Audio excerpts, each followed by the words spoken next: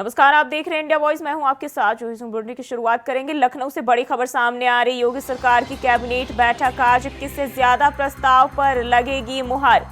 Cabinet में किसानों को मिल सकती है बड़ी सौगात। नलकूप उपभोक्ता कृषकों को मुफ्त विद्युत आपूर्ति का भी प्रस्ताव। लखनऊ मेट्रो टू फेस प्रस्ताव को मिल सकती है मंजूरी। लैंड पुलिंग नीति को भी कैबिनेट में मिल सकती है मंजूरी। सुबह 11 बजे होगी उत्तर प्रदेश सरकार की कैबिनेट बैठक, जिसमें 21 से ज्यादा प्रस्ताव पर मुहर लगेगी। तो सुबह 11 बजे से जो है कैबिनेट की बैठक होने जा रही है और बताया जा रहा है कि इस दौरान लैंड पूलिंग नीति को मंजूरी मिल सकती है। लखनऊ मेट्रो टू फेस प्रस्ताव को भी मंजूरी मिल सकती है। इसके अलावा नलकूप उपभोक्ता कृषकों को मुफ्त विद्युत आपूर्ति का प्रस्ताव भी पारित किया जा सकता है और कैबिनेट में किसानों को बड़ी सौगात मिल सकती है। तो बताया जा रहा है योगी सरकार की कैबिनेट बैठक होने जा रही है, जिसमें 21 से ज्यादा प्रस्ताव पर मुहर लग सकती है।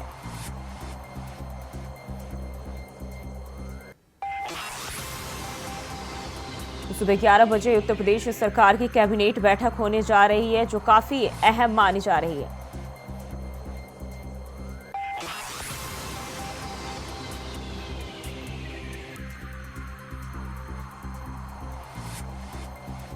तो आज योगी सरकार की कैबिनेट बैठक है। लखनऊ से ये जानकारी सामने आ रही है और 21 से ज्यादा प्रस्ताव पर योगी कैबिनेट में मुहर लग सकती है, जहां किसानों के लिए जो है सरकार की ओर से बड़ी सौगात दी जा सकती है। तो ये बड़ी जानकारी सामने आ रही है।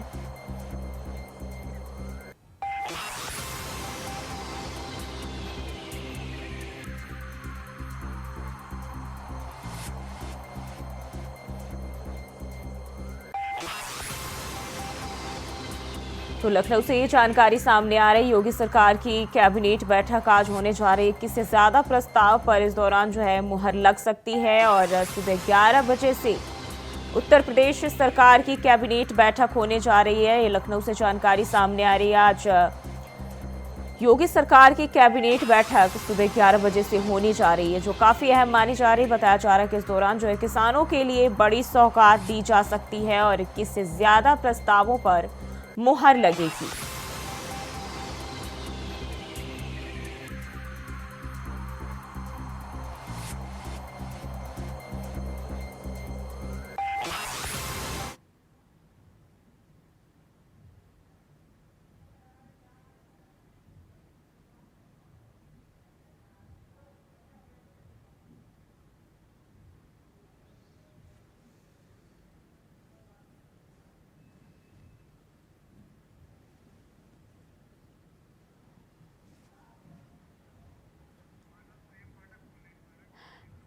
और इसी खबर पर ज्यादा जानकारी के साथ ब्यूरो चीफ लखनऊ से प्रियम पाठक हमारे साथ जुड़ गए हैं। प्रियम, आज योगी सरकार की कैबिनेट बैठक होने जा रही है, काफी अहम माना जा रहा है, खासकर किसानों के लिए। बिल्कुल, देखिए आज योगी कैबिनेट की एक अहम बैठक है और इस बैठक में माना जा रहा है कि कई अहम प्रस्ताव जो है अलग अलग विभागों के, उनको मंजूरी मिल सकती है।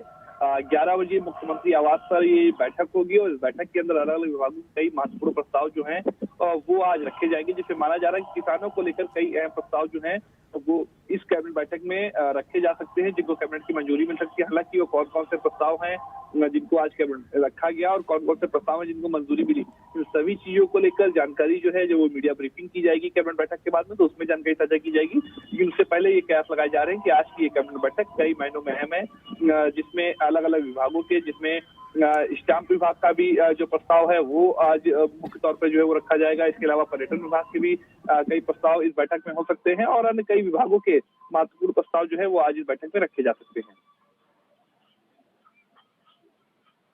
चाह रहा है कि जो 6 जिलों को जो है राष्ट्रीय राजधानी क्षेत्र में विकसित करने के अध्यादेश को भी मंजूरी मिल सकती है। बिल्कुल, देखिए लगातार सरकार का प्रयास है कि शहरों को जो है वो राजधानी के तौर पर डेवलप किया जाए, स्मार्ट सिटी के तौर पर डेवलप किया जाए। तो उससे भी संबंधित कई प्रस्ताव जो है, जिसमें नगर विकास विभाग की अपनी अहम भूमिका होगी और अन्य विभागों की अपनी अहम भूमिका होगी, उनके भी कई अहम प्रस्ताव जो है वो आज इस कैबिनेट बैठक में रखे जा सकते हैं, जिनको आज माना जा रहा है कि इस कैबिनेट में मंजूरी मिल सकती है। इसी तरीके से पर्यटन विभाग है, उसके कई प्रस्ताव हो सकते हैं। इसके अलावा जो नगर विकास विभाग है उसके कई प्रस्ताव हो सकते हैं। स्टैम्प विभाग के जो है कई प्रस्ताव जो है जिनको कैबिनेट मंजूरी कर सकता है उनको आज इस कैबिनेट बैठक में रखा जा सकता है। माना जा रहा है करीब 1 दर्जन से अधिक प्रस्ताव जो है वो आज इस कैबिनेट बैठक में पास होंगे और उनको आज कैबिनेट की मंजूरी मिलेगी। जी प्रियम, बने रहिए हमारे साथ, अगली खबर पे भी आपका रुख करेंगे। और लखनऊ से एक और जानकारी सामने आ रही है। यूपी में आज मंत्रिमंडल विस्तार संभव। यूपी में 3 नए मंत्री ले सकते हैं शपथ। कैबिनेट के बाद शाम को मंत्रिमंडल विस्तार। ओम प्रकाश राजभर, दारा सिंह चौहान के मंत्री बनने की चर्चा। मंत्री पद के लिए राजपाल बलियान के नाम की भी चर्चा। 1-2 नए चेहरों को भी जगह मिलना संभव बताया जा रहा है। साथ ही सचिवालय प्रशासन ने विधानसभा में नए कक्ष की तैयारी शुरू की है, तो ये जानकारी सामने आ रही है। और आज यूपी में मंत्रिमंडल का विस्तार हो सकता है, जिसमें 3 नए मंत्री जो है शपथ ले सकते हैं। बात करें तो ओम प्रकाश राजभर, दारा सिंह चौहान के भी मंत्री बनने की चर्चा है और राजपाल बलियान का नाम भी इस लिस्ट में शामिल है। तो ये बड़ी जानकारी सामने आ रही है। आज यूपी में 3 नए मंत्री जो है शपथ ले सकते हैं और मंत्रिमंडल विस्तार जो है आज संभव माना जा रहा है।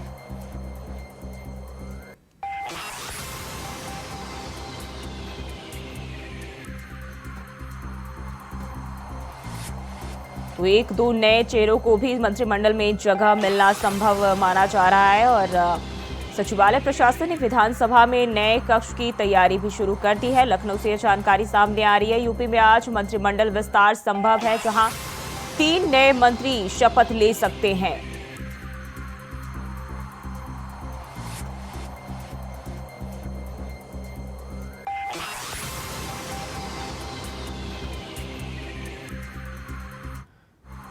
तो लखनऊ से अहम जानकारी सामने आ रही है। यूपी में आज मंत्रिमंडल विस्तार संभव माना जा रहा है।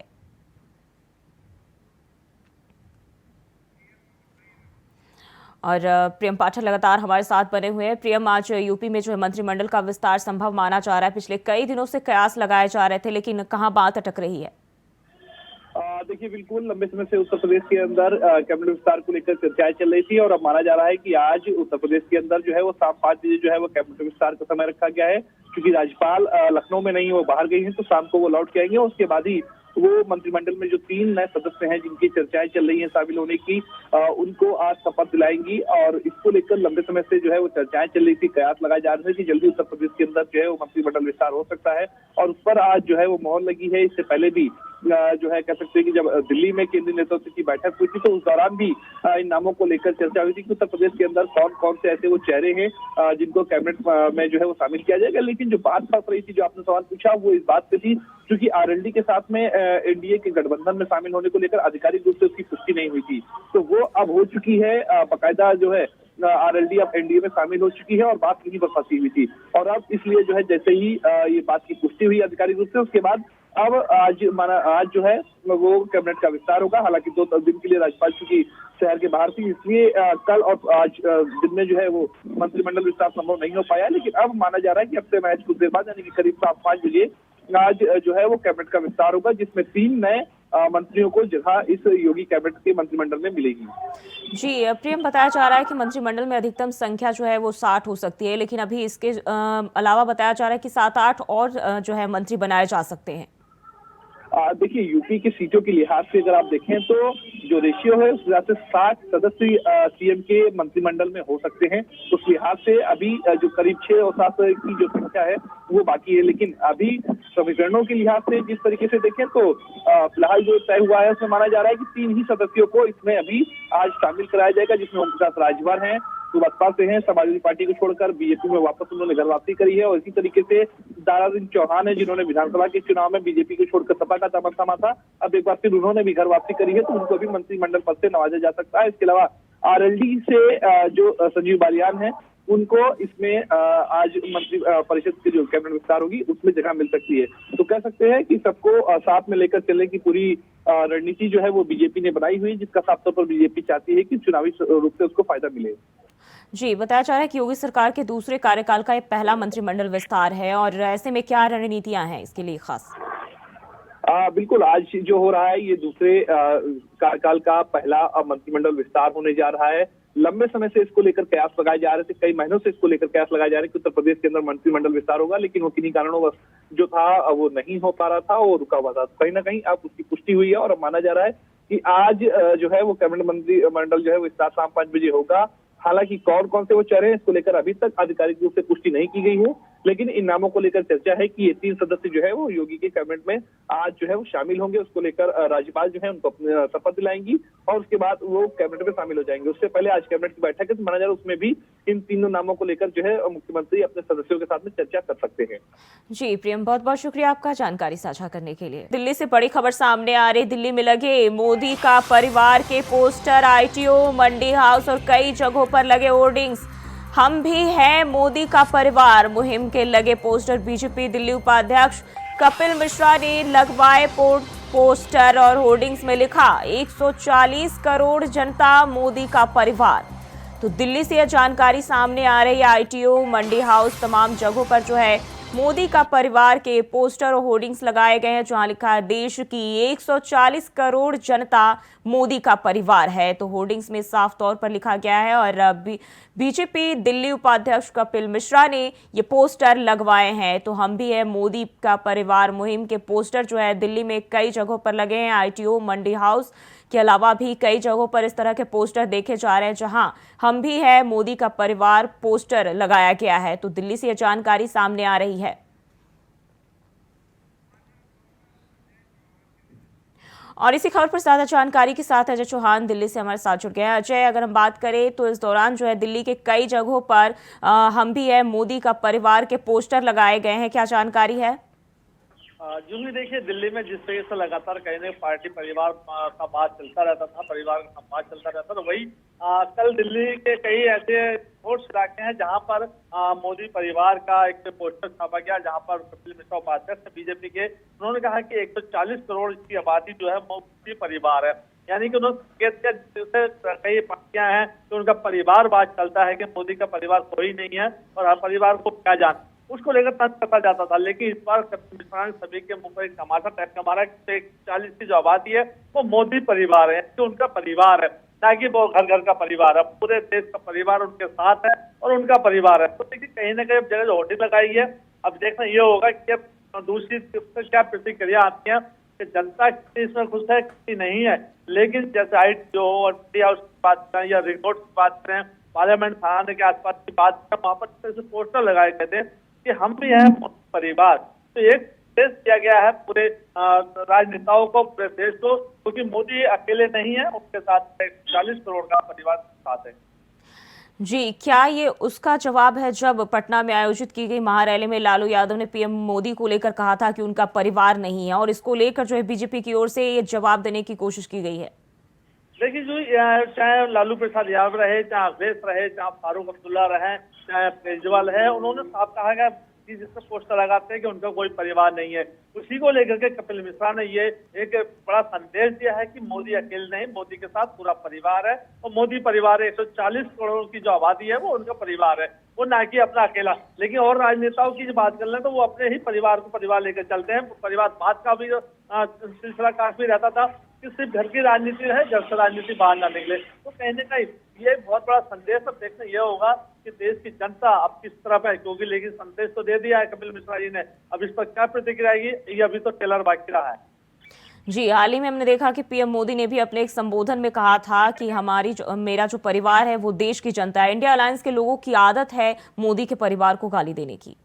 बिल्कुल, जो है देखिए, मोदी जी कहीं भी रैली करें, चाहे आपसे बात करें या पहले की बात करें, वो पूरे भारत को अपना परिवार मानते हैं और सभी को सम्मान देते हैं, क्योंकि सबका साथ सबका विकास। वो नहीं चाहते कोई भी बिजनेस छूटे और जो भी योजना है वो सबको पहुंचे। देखिए, अन्य जो पार्टियां वो सिर्फ अपना परिवार देखती है, बाकी देश परिवार को साथ लेकर चलती है। तो मोदी जी बार बार अपने रैली में हो, चाहे कहीं संबोधित हो या की बात में, तो परिवार को लेकर चलते हैं।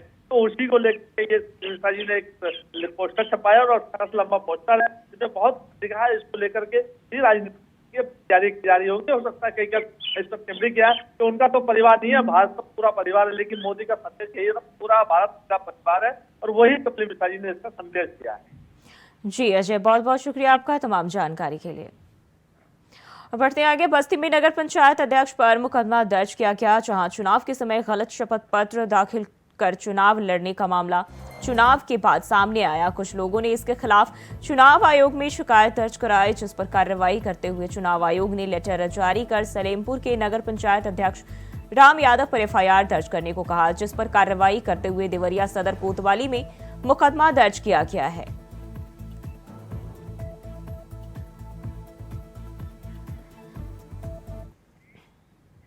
बढ़ते आगे, मुरादाबाद में बीजेपी की मोदी का परिवार की मुहिम तेज हो गई है, जहां मुरादाबाद के बाजार में मैं हूं मोदी का परिवार के नारे लग रहे हैं। इसके साथ ही जगह जगह पोस्टर भी लगाए गए। वहीं दूसरी तरफ व्यापारियों ने बाजार में घूम घूम कर दुकानों पर प्रधानमंत्री मोदी के पोस्टर, मैं हूं मोदी का परिवार लिखे पोस्टर लगाए हैं। सारी विपक्ष पार्टियां ये कह रही हैं कि मोदी जी का परिवार नहीं है। हम 140 करोड़ देशवासी मोदी जी का परिवार हैं। उन्होंने 140 करोड़ परिवारों के लिए जो कार्य किया है वो अपने आप में बेमिसाल है और सारा भारत उनके लिए समर्थन में तैयार है। और अब के 2024 के इलेक्शन में मोदी जी 400 सीटों से ऊपर जीत। मतलब ये मैं तो बताया आपको, ये रिमाइंड कराया जा रहा है कि आप कौन है। मैंने कहा जी मैं मोदी जी का परिवार हूँ, हम मोदी जी के फैमिली मेंबर हैं। और ये मैं समझता हूँ हर बार मतलब टाइम टू टाइम बताना चाहिए हमें कि हम उनके साथ हैं, हम उनके साथ जुड़े हुए हैं। भले हम अपने व्यापार में बिजी रहते हैं, मगर हम हमेशा उनके साथ जुड़े हैं। और मुरादाबाद में बीच सड़क पर दो व्यक्तियों ने हाई वोल्टेज ड्रामा किया, जहां दोनों व्यक्तियों ने एक दूसरे से हाथापाई की। वहीं बीच सड़क पर दोनों के द्वारा एक दूसरे से काफी देर तक हाथापाई की गई। वहीं दूसरी तरफ दोनों के इस झगड़े का वीडियो सोशल मीडिया पर वायरल हो गया। तो बीच सड़क पर जो है हाई वोल्टेज ड्रामा दो लोगों के बीच देखने को मिला, जहां काफी देर तक जो है हाथापाई चलती रही। और मुरादाबाद की जो है तस्वीरें हम आपके साथ साझा कर रहे हैं, जहां काफी देर तक इस तरह के हाथापाई देखने को मिला और सोशल मीडिया पर यह वीडियो वायरल हो रहा है।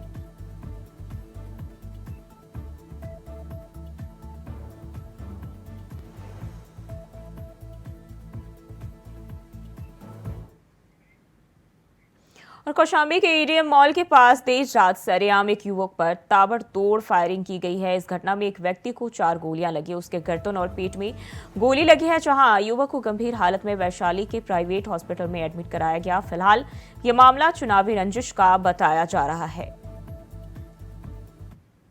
थाना क्षेत्र कौशाम्बी में ईडीएम मॉल के पास एक फायरिंग की घटना हुई है, जिसमें अंकित पुत्र प्रमोद जो भवापुर कौशाम्बी का निवासी है घायल हुआ है। घायल को मैक्स हॉस्पिटल में भर्ती कराया गया है तथा सुसंगत धाराओं में मुकदमा पंजीकृत कर अग्रिम वैधानिक कार्रवाई की जा रही है। और खबरों में बढ़ते आगे, अमेठी में एक महिला ने इंस्पेक्टर पर छेड़खानी और अभद्रता करने का आरोप लगाया है, जहां थानाध्यक्ष के साथ एक अन्य दरोगा और सिपाही पर यह आरोप लगा है। बताया जा रहा है कि महिला और पुलिस कर्मियों के बीच झड़प हुई, जिसमें पुलिसकर्मी की टोपी महिला के पास छूट गई। शोरगुल सुनकर आसपास के लोगों ने इकट्ठा होने पर पुलिसकर्मी जो है वहां से भाग गए। पीड़ित महिला ने जनसुनवाई में पहुंचकर एसपी को शिकायत देते हुए न्याय की गुहार लगाई है। वहीं एसपी ने पूरे मामले की जांच सीओ गौरीगंज को सौंप दी है। अब कौन सच बोल रहा और कौन झूठ, ये जांच के बाद ही सामने आएगा। तो अमेठी से यह जानकारी सामने आ रही है, जहां महिला ने एसपी से शिकायत की है और सीओ गौरीगंज जो है मामले की जांच कर रहे हैं। तो छेड़खानी और अभद्रता का आरोप जो है इंस्पेक्टर पर लगा है।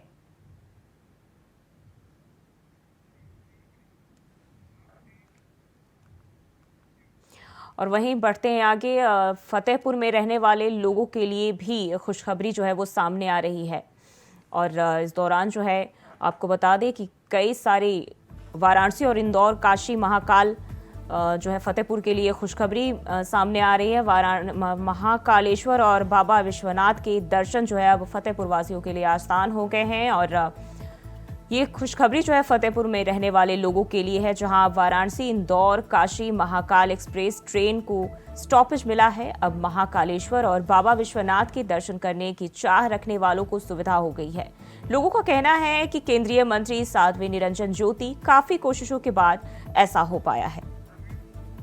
हमारा हिंदू परंपरा का शिवरात्रि का महापर्व आ रहा है और अधिकांश लोग महाकालेश्वर बाबा विश्वनाथ जी के दर्शन करने जाते हैं, लेकिन फतेहपुर के लिए कानपुर जाके ट्रेन पकड़ना ये बहुत बड़ी दिक्कत की लोगों के सामने समस्या थी, जिसको मैंने माननीय मंत्री जी के सामने बात रखी और हमारे रेलवे के विभाग के बहुत कद्दावर नेता और मंत्री और बहुत सहज और सरल व्यक्तित्व के धनी अश्विनी जी ने तत्काल इसको स्वीकृति दी और आज जनपद फतेहपुर के लिए ही नहीं, मुझे लग रहा है बांदा वालों को भी इससे सुविधा मिलेगी। कानपुर न जा कर के और यहाँ रायबरेली उनको भी फतेहपुर से आके ट्रेन पकड़नी पड़ेगी जो यदि महाकालेश्वर जाना है। ये दोनों महाकालेश्वर और काशी विश्वनाथ दोनों को जोड़ने के लिए ये ट्रेन का ठहराव हुआ है। और बुलेटिन में फिलहाल के लिए बस इतना ही। खबरों के लिए बने रहिए इंडिया वॉइस के साथ।